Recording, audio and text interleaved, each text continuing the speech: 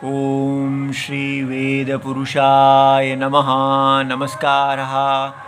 Class number 525 Shrimad Bhagavad Gita जी शंकराचार्य जी के भाष्य के अनुसार आरंभ किया जाता है। ओम श्री सीता रामचंद्राभ्याम नमः। नमो गुरुभ्यः। ओम अथ काल देवता श्री विक्रमी संवत 2082 ज्येष्ठ शुक्ल पक्षः चतुर्थी मंगलवारः अनुराधा नक्षत्रम् उत्तरायणं ग्रीष्म ऋतुः। ओम तत्सत् श्री शंकराचार्याय गुरवे नमः। सर्वकर्माणि मनसा सन्न्यस्यास्ते सुखं वशी नवद्वारे पुरे देहि नैव कुर्वन्न कारयन्। अच्छा जी, तो ये है अध्याय नंबर 5 श्लोक नंबर 13 और पुस्तक है गीता प्रेस गोरखपुर बुक नंबर 10 शंकराचार्य जी के भाष्य वाली पुस्तक। भगवान हमको परमार्थदर्शी तत्वदर्शी की दृष्टि बता रहे हैं कि कैसे जो पहले कर्म योगी थे और अब कर्म योग से उनका अंतःकरण शुद्ध हुआ, शुद्ध अंतःकरण में उनका ज्ञान उदय हुआ। और ज्ञान जो है वो क्या है, भगवान ने बताया है कि वो है अकर्म कर्मादौ अकर्म संदर्शनेन, अर्थात कर्म में अकर्म को देखना। जो पीछे हम देख के आए हैं कि ये आत्मा अकर्ता है, अभोक्ता है, लेकिन अज्ञान के कारण कर्ता और भोक्ता दिख रहा है। ये बहुत ही बड़ी बात है कि ये देखना कि ये सारा जो हम जीवन भर केवल कहते हैं अहम कर्ता अहम भोक्ता, अहम कर्ता अहम भोक्ता, सारी हमारी क्रियाएं बस मैं करता हूं, आई एम अ कंज्यूमर। लेकिन यहां क्या आ जा रहा है, you are a consumer in ignorance of your nature. आप वास्तव में अभोक्ता नॉन कंज्यूमर हैं। तो इसलिए जो सारे वैदिक शास्त्रीय कर्म हैं, शास्त्रीय नित्य कर्म, शास्त्रीय नैमित्तिक कर्म, शास्त्रीय काम्य कर्म और शास्त्रीय प्रतिषिद्ध कर्म, वो सब कर्म जिनका कर्म योगी अनुष्ठान करते हैं, कर्म योगी केवल नित्य और नैमित्तिक कर्म करते हैं, काम्य और प्रतिषिद्ध कर्मों को छोड़ देते हैं। और ये नित्य और नैमित्तिक कर्म केवल यज्ञ में अपने वैदिक जो उनका ये भगवान विश्वरूप का यज्ञ है इसमें आहुति देते हैं। तो इसलिए विवेक से ही कर्तृत्वम और भोक्तृत्वम, स्वप्न में दिखने वाले कर्तृत्वम और भोक्तृत्वम को बाधित कर दिया। और इस प्रकार बाधित करके आस्ते तिष्ठति सुखम, अब वो ब्रह्मज्ञानी सुखी हो गए, ऐसा कहा गया है। अब यहाँ पर कहा जाता है कि त्यक्त वांग मनस काय चेष्टा। तो उस ब्रह्मज्ञानी जी ने विवेक में, याद रहे, विचार में, जैसे स्वप्न के अंदर रहते हुए उन्होंने विचार किया कि वास्तव में मैं पूरी स्वप्न का आत्मा हूँ और ये स्वप्न के सारी क्रियाएं, कारक, फल, ये सब अविद्या कल्पित हैं। वास्तव में आत्मा अकर्ता अभोक्ता है। तो इसको बोलते हैं त्यक्त वांग। वांग माने वाणी, तो वाणी के द्वारा कर्म किया जाता है, मन के द्वारा कर्म किया जाता है और काय के द्वारा कर्म किया जाता है। लेकिन जो हमारे विवेकी हैं, तत्वज्ञानी हैं, वो क्योंकि सारे स्वप्न की आत्मा है, तो स्वप्न में किया गया वाणी से कर्म, मन से कर्म और काया से कर्म, जितनी भी चेष्टा है वो सारी चेष्टा निरायासः, बिना किसी आयास के उन्होंने त्याग दी। कैसे त्यागी? विचार से, विचार से ही त्याग दी। और फिर क्या हुआ? प्रसन्न चित्तः, उनका चित्त शांत हो गया, क्योंकि उनके लिए कोई भी प्रयोजन नहीं है। वो अकर्ता अभोक्ता आनंद रूप आत्मा है। तो आत्मनः अन्यत्र, आत्मा में ही उनका सारा प्रयोजन है। आत्मा से अन्य माने अनात्मा में निवृत्त बाह्य सर्व प्रयोजन। अब उनका कोई भी इस स्वप्न की जो माया दिख रही है, इसमें कोई प्रयोजन नहीं है आत्मा का।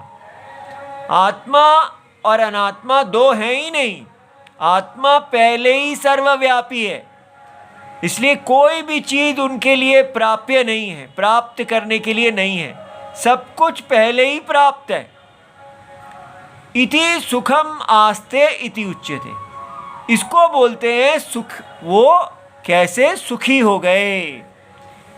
तो अब फिर आगे क्या कहा? वशी, और वो जितेंद्रियः इत्यर्थः। इस प्रकार आत्मज्ञान में उनकी इंद्रियां पूरी तरह जीती गईं। कैसे जीती गईं? क्योंकि इंद्रियां तो अपने भोग के लिए बाहर जाती हैं, उनके लिए अंदर और बाहर का कोई भेद ही नहीं रहा, क्योंकि अंदर और बाहर का भेद देह से होता है, और देह की इंद्रियां, इंद्रियों के विषय, इन सब का कोई अस्तित्व ही नहीं रहा। जो व्यक्ति स्वप्न की आत्मा को जानता है, तो उसकी क्या स्वप्न की इंद्रियां कहाँ जाएंगी? वो इंद्रियां रहेंगी ही नहीं। आप ये देखिए, ये नहीं है कि इंद्रियां अब शांत हो गई हैं, इंद्रियों का कोई अस्तित्व ही नहीं है। ज्ञानी के लिए कोई स्वप्न प्रपंच है ही नहीं, इंद्रियां और उसके फल का व्यवहार है ही नहीं। जैसे साइंटिस्ट कहते हैं, हमारे लिए कोई उदय होने वाले सूर्य हैं ही नहीं, उदय होने वाले सूर्य को देख के भी वो कहते हैं कोई सूर्य उदय नहीं हो रहा। इसी प्रकार यहाँ भी तत्वज्ञानी सारी चेष्टाओं में रहते हुए कहते हैं कि यहाँ पर कोई जागृत प्रपंच है ही नहीं, यहाँ पर केवल आत्मा है।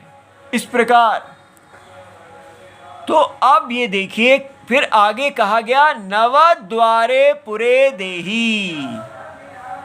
ये देखिए, नवद्वारे पुरे देही, वो देही आत्मा, पूरे जगत का जो देही है, वो नवद्वारे पुरे, 9 द्वार वाले पुर में, नैव कुर्वन् न कारयन्, कुछ भी नहीं करता हुआ ना कराता हुआ वो देही सुख से रहता है, ऐसा कहा। अब यहाँ पर हमको समझना है कि ये 9 द्वारों वाला पुर कौन सा है। तो नवद्वारे पुरे, तो शंकराचार्य जी बताते हैं सप्त शीर्ष्ण्यानि, 7 पुर, तो 7 जो द्वार हैं इस पुर के, वो तो सिर में हैं, सिर में होने वाले हैं। तो वो कौन से हैं? हमारी 2 आँखें, 2 कान, 4 हो गए, और 2 नासिकाएं, तो नासिका के 2 छिद्र जो हैं, इस प्रकार 6 हो गए, और 1 मुंह, ठीक है, इस प्रकार 2 आंखें, 2 कान और 2 नासिका के छिद्र और 1 मुंह मिला के 7 हो गए। तो ये 7 द्वार हैं। आत्मनः उपलब्धि द्वाराणि अर्वाग द्वे मूत्र पुरीश विसर्गार्थे, और 2 नीचे जो हैं मल और मूत्र के विसर्ग के जो 2 द्वार हैं। इस प्रकार तैहि द्वारैहि नवद्वारम पुरम उच्यते। तो ये 9 द्वारों वाला पुर कहलाता है। लेकिन यहाँ पर बड़ा एक महत्वपूर्ण भगवान ने ये शब्द प्रयोग किया है, आत्मनः उपलब्धि द्वाराणि। भगवान ने द्वारे कहा है, लेकिन भगवान ने उसके साथ एक शब्द लगा दिया, उपलब्धि द्वाराणि। ये सारी गेम सब कुछ बदल देता है। ध्यान से देखिए, द्वार हम सोचते हैं कि भाई एक बहुत बड़ा घर है, उसके अंदर दरवाजे लगे हैं और तो 9 दरवाजों वाला घर। लेकिन यहाँ पर कुछ और अर्थ दिया जा रहा है। इसका ये मतलब समझ में आया कि आत्मा नित्य उपलब्ध है। जिस आत्मा की बात की जा रही है, जो अकर्ता अभोक्ता आत्मा है, जो ज्ञान का विषय है, कोई कहे कहाँ है ऐसा आत्मा, तो हम कहेंगे वो आत्मा आपकी आंखों में दृष्टा है, आपके 2 कानों में श्रोता है, आपके मुख में वक्ता है, ठीक है, और आपकी नासिका में जिघ्राता सूंघने वाला है, ठीक है, और मल मूत्र द्वारों में वो मल मूत्र करने वाला है। इस प्रकार जो सूंघता है वो ही वास्तव में ना सूंघने वाला है। जो बोल रहा है वही मौनी है, ठीक है। इस प्रकार जो आंखों से देख रहा है वो वास्तव में आंखों से देखने वाला नहीं है। अरे ये क्या बात कर रहे हैं उल्टा, पहले का आत्मा आंखों से देखने वाला है, अर्थात आंखों में जिसको आप प्रमाता दृष्टा समझ रहे हैं वो वास्तव में केवल साक्षी आत्मा है। ये शरीर, ये पूरा देह एक उपाधि है, अविद्या कल्पित उपाधि, केवल एक स्वप्न की उपाधि। लेकिन वास्तव में ये उपाधि आत्मा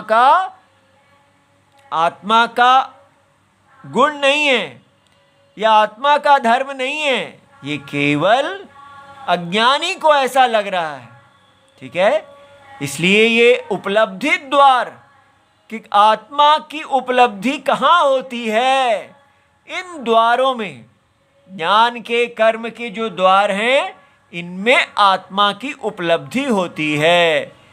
तो जो अज्ञानी है वो भी अपने आत्मा को इन्हीं द्वारों में देखता है, लेकिन कहता है अहम कर्ता अहम भोक्ता। और ज्ञानी भी आत्मा को इन्हीं द्वारों में देखता है और कहता है अहम अकर्ता अहम अभोक्ता, ठीक है। बिल्कुल वैसे ही जैसे साइंटिस्ट कहता है कि सूर्य उदय नहीं होते हैं, लेकिन अज्ञानी कहते हैं होते हैं, ठीक है। दोनों एक ही सूर्य को देख रहे हैं।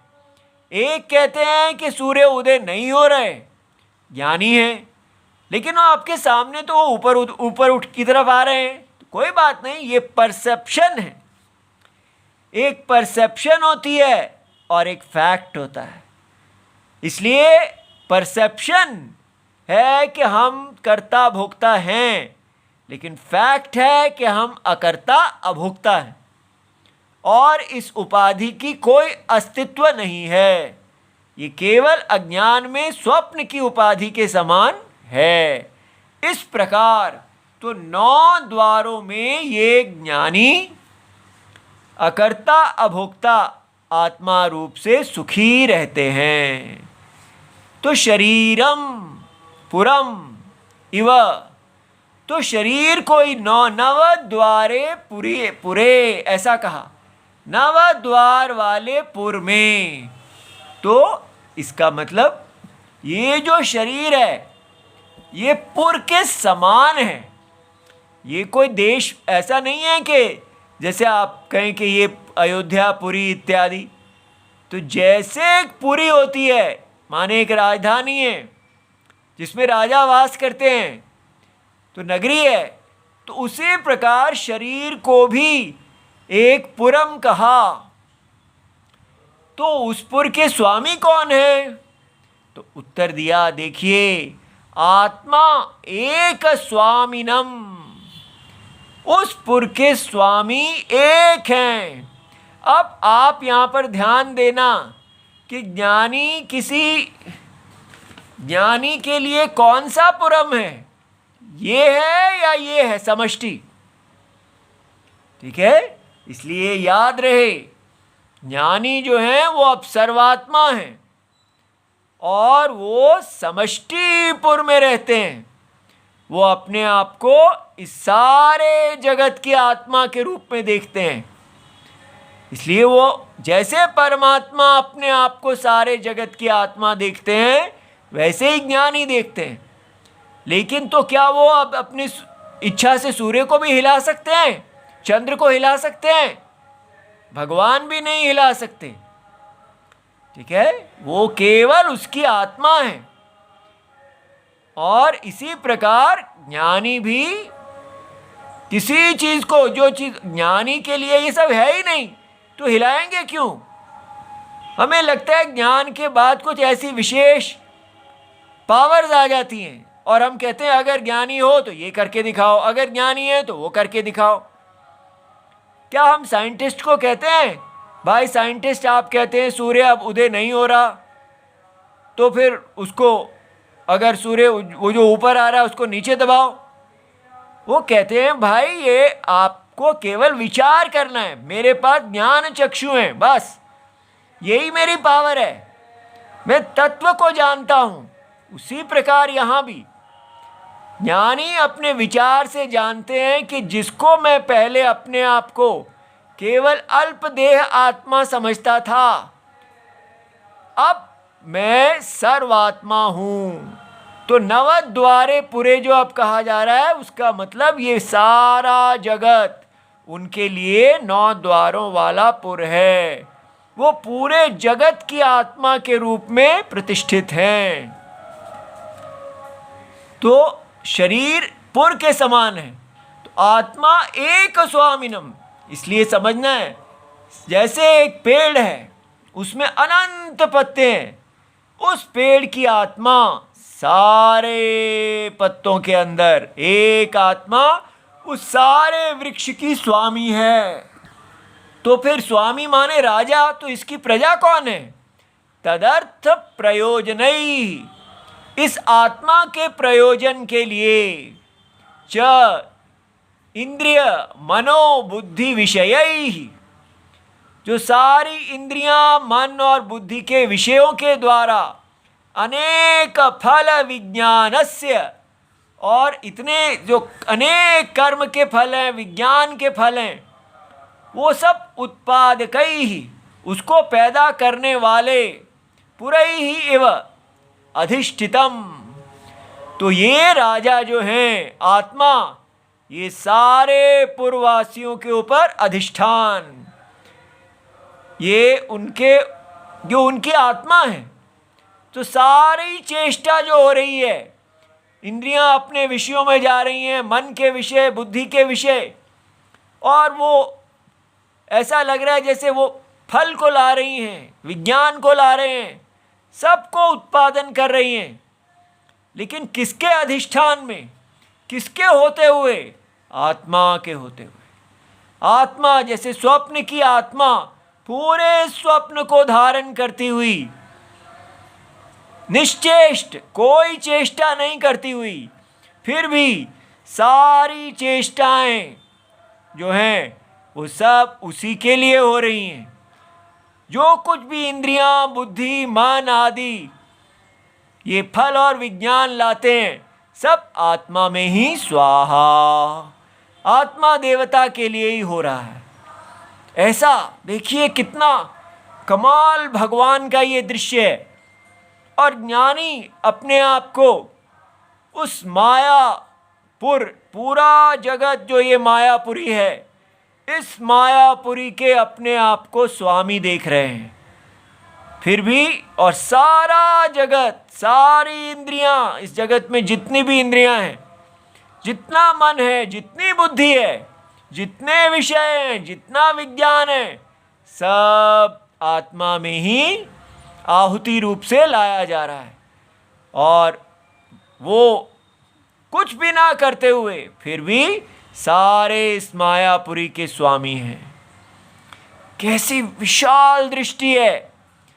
तस्मिन्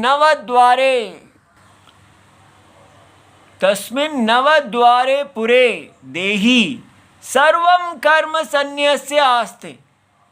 तो वो जो देही है, देह जिसकी है, वो अपने 9 द्वार वाले पुर में सारे कर्मों का संन्यास करके रहते हैं। तो इसको याद रहे, बार बार बता रहे हैं कि इसको अपने केवल ज्ञानी का शरीर नहीं मानना। उनका अब देह क्या है? देही, वो पूरे जगत के देही हैं। तो जिस प्रकार भगवान इस मायापुरी में बिना कोई कर्म किए केवल विराजते हैं, शोभा पाते हैं, उसी प्रकार सन्यासी सारे कर्मों का सन्यास आत्मविचार में, विवेक में सन्यास करते हुए एक राजा के समान इस पुर में वास करते हैं। अब पूर्व पक्ष का प्रश्न पूछा जाता है। तो पूर्व पक्षी कहते हैं, इसमें क्या बड़ी बात है जी? किम विशेषणेन, इसमें क्या विशेष है? सर्वो ही देही सन्यासी असन्यासी वा। क्योंकि हम सब देही तो हैं, देह वाले हैं, और देह वाला जो होता है, चाहे वो कर्म का सन्यासी हो, ज्ञानी हो या ना हो, देहे वास्ते हम सब देह में ही तो रहते हैं। तत्र अनर्थकम विशेषणम, विशेषण तब दी जाती है जब कोई किसी से भिन्न हो।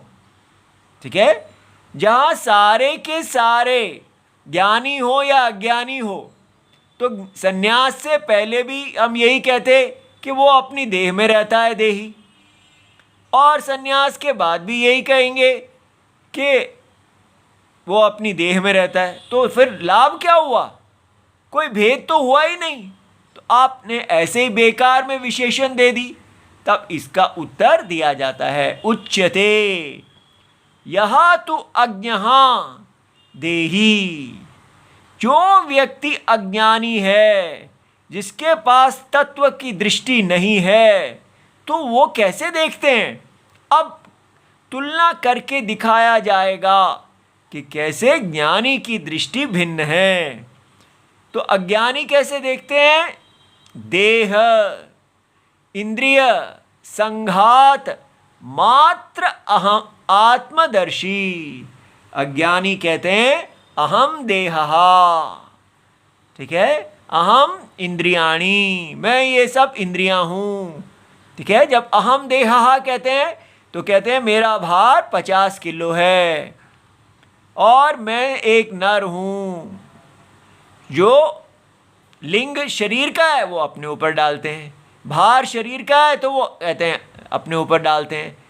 मैं स्त्री हूँ, इस प्रकार मैं वृद्ध हूँ, मैं बालक हूँ, ये सब देह के गुण हैं। फिर इंद्रियों के बारे में कहते हैं तो कहते हैं मैं टचर हूँ, टेस्टर हूँ, स्मेलर हूँ। ऐसा जो इंद्रियों का उपाधि का गुण है वो अपने ऊपर डालते हैं। इस प्रकार संघाता, ये तो एक संघात है, अर्थात ये पुट टुगेदर, जोड़ा हुआ है। और आत्मा तो संघात नहीं है, आत्मा तो साक्षी है, प्रकाश है, चेतन है। चेतन में कहीं जोड़पन आ ही नहीं सकता, क्योंकि दृश्य में जोड़ापन होता है। दृष्टा में कुछ भी पुट टुगेदरनेस, जोड़ना नहीं होता। ये बात समझ में आ रही है। लेकिन अज्ञानी ये नहीं देखते हैं, वो तो अपने आप को देह इंद्रियां संघात, मैं ही ये सारी देह इंद्रियां मन बुद्धि आदि ये मैं हूं, इस प्रकार आत्मदर्शी। तब उससे क्या होता है, सहा सर्वहा गेहे भूमौ आसने वा आसे इति मन्यते। तो वो सब क्या कहते हैं, घर में, भूमि पर, आसन पर या मैं बैठा हूं ऐसा मानते हैं। ठीक है, वो अपने आप को ये नहीं कहते हैं कि मैं देह में रहता हूं। तो गेहे का मतलब है घर। तो जब वो कहते हैं मैं घर में रहता हूं, मैं भूमि पर हूं, मैं आसन पर हूं, ठीक है, उनका आलंबनम ऐसा, मैं इन पर हूं, इन पर बैठा हूं। ठीक है, ये बात आपको समझ में आई। ज्ञानी कह रहे थे कि मैं नव द्वार के पुर में रहता हूं, लेकिन अज्ञानी क्या कहता है, मैं घर में रहता हूं। गेह, गेह माने घर, मैं भूमि पर हूं, आसन में हूं, इस प्रकार। न ही देह मात्र आत्म दर्शिनः, लेकिन जो अपने आप को गेहे इव देह, अब जो व्यक्ति ज्ञानी है तो जैसे अज्ञानी करते हैं देह मात्र आत्मदर्शी, ठीक है, इति जो देह आत्म बिल्कुल अपने आप को देह मानने वाले हैं, वो गेहे इव देह, वो देह को घर नहीं मानेंगे। ठीक है, वो ये नहीं कहेंगे कि ये मेरी देह जो है ये मेरा घर है। ऐसा प्रत्यय अज्ञानी के लिए नहीं हो सकता। ठीक है, ये बात बहुत बड़ी है। जैसे जल कहें कि मैं लहर रूपी घर में रहता हूं, ठीक है, और जब ज्ञानी हो जाए तो केवल एक लहर नहीं, ये सागर की सारी लहरें मेरा घर है, मैं इस सारी मायापुरी में मायावी के रूप से सुखी रहता हूं। ठीक है, तो आत्मज्ञानी कभी अपने शरीर को अपना घर नहीं कहेंगे। तो देह आदि संघात व्यतिरिक्त आत्मदर्शिनः, जो व्यक्ति तत्व को जानते हैं, स्वप्न के तत्व को जानते हैं, विचार समर्थ हैं, केवल वेदांत के वाक्यों की मार्केटिंग नहीं कर रहे हैं, तो देह आदि संघात से व्यतिरिक्त आत्मा को उससे बिल्कुल विलक्षण, उसका तत्व, उसका फैक्ट आत्मदर्शी हैं। तो देहे आसे इति प्रत्ययः उपपद्यते, उनके लिए प्रत्यय है कि देखो मैं इस माया देह में रहता हूं, रहता हुआ भी नहीं रहता हूं। ठीक है, ये बात समझ में आई। अच्छा जी, पर कर्मणाम च परस्मिन् आत्मनि अविद्यया अध्यारोपितानां विद्यया विवेक ज्ञानेन मनसा संन्यस्य उपपद्यते। लेकिन ये कैसे हो गया, क्योंकि पर कर्मणाम, जो कर्म अन्य थे, अन्य के कर्म जो हैं वो अन्यस्मिन, अन्य आत्मा में, आत्मा अलग है और आत्मा में दिखने वाला स्वप्न अलग है। ठीक है, जैसे रस्सी अलग है और रस्सी में दिखने वाला सांप अलग है। यहां अलग का मतलब कभी भी ऐसे नहीं लेना। ठीक है, एक सत्य है और एक मिथ्या प्रतीति है। तो जैसे एक राइजिंग सन है, उदय होता हुआ सूर्य, और एक जो सूर्य उदय नहीं हो रहा, दोनों अलग हैं, इस प्रकार समझना है। तो इसलिए आत्मा आत्मा में अविद्या अज्ञान से अध्यारोपिता नाम, तो अज्ञान के कारण हमने आत्मा में देह के गुण अध्यारोप किए हैं, सुपर इम्पोज किए हैं। उनको विद्या के द्वारा विवेक ज्ञानेन, विवेक से, तो मनसा माने शुद्ध अंतःकरण से, संन्यासः उच्यते। तो इसलिए उनको, उनका त्याग कर देना, उनको बाधा कर देना, यही संन्यास है। ठीक है। तो उत्पन्न विवेक ज्ञानस्य सर्व कर्म संन्यासिनः, तो सन्यासी जिसका विवेक उत्पन्न हो गया है, अपि गेहे इव देहे, तो उसके लिए घर में, घर जैसे देह जो है वो घर है, एव नवद्वारे पुरे आसनम, तो वो देह में रहते हुए ही अपनी देह को घर मानेंगे और कहते हैं ये 9 द्वार वाला पुर है मेरा। प्रारब्ध फल कर्म संस्कार शेष अनुवृत्त्या, तो इस शरीर को उन्होंने अपने कर्म से, प्रारब्ध कर्म से प्राप्त किया था। इस शरीर के अंदर उनका ज्ञान उदय हुआ है। तो ज्ञान उदय होने पर भी ये शरीर, जब तक इसका कर्म है, तो अगर उनकी आयु 100 साल है तो 100 साल तक रहता है और फिर उसके बाद ये शरीर चला जाता है। लेकिन शरीर में रहते हुए भी वो अशरीरी आत्मा है। देहे एव विशेष ज्ञान,